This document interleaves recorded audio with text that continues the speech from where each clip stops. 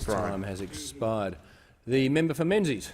Thank you, Mr Speaker, and may I at the outset take this opportunity to congratulate you on your re-election or elevation once again to the high office of Speaker, and to commend you on the way in which you have conducted this chamber, having been here for 25 years.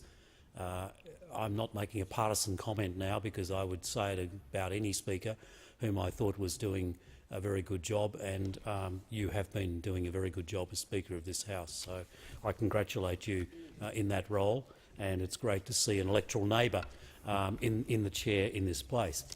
Mr Speaker, Australians recently observed the 50th anniversary of the Battle of Long Tan, and the heroic efforts of several young Australian servicemen in that engagement were recognised with the upgrade of their military honours, and this is entirely appropriate. Indeed, the whole history of the way in which we've treated Vietnam veterans leaves much to be desired.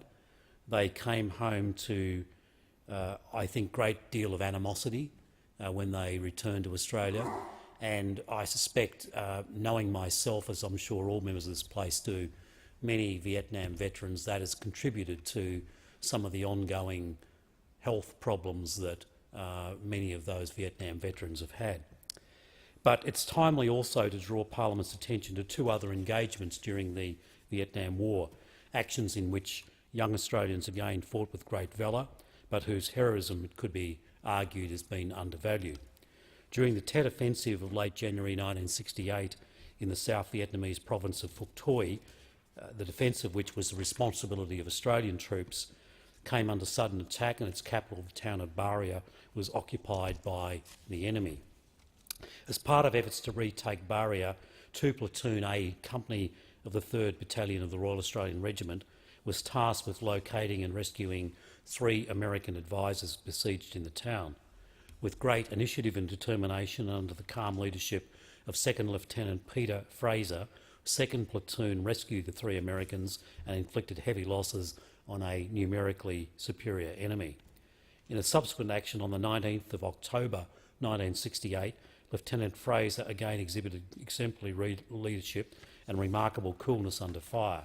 During what was known as Operation Capital, his platoon successfully resisted a battalion-sized force, with Lieutenant Fraser directing artillery and helicopter fire and forcing the enemy to withdraw.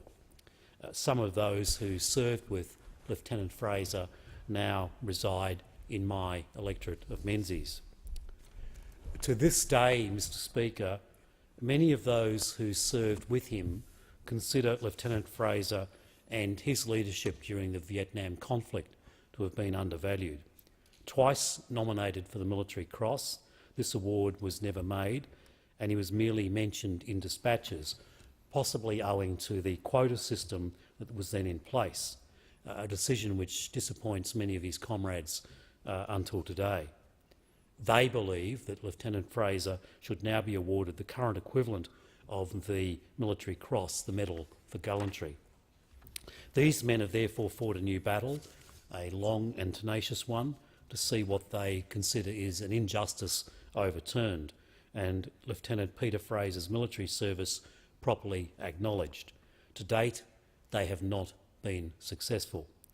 And while their numbers are now dwindling, given the age since the Vietnam War, those who remain with us still fight on for what they see as a very just cause. The submissions of numerous witnesses, notably those who served under him as well as his superior officers, all attest to Lieutenant Fraser's exemplary leadership, extraordinary personal courage and unflagging good humour. Significantly, the Americans fully appreciate the valour of 2nd Platoon, with one member of the platoon awarded the Silver Star, and indeed some members of the platoon recently meeting with US Vice President Joe Biden when he visited us here in Australia.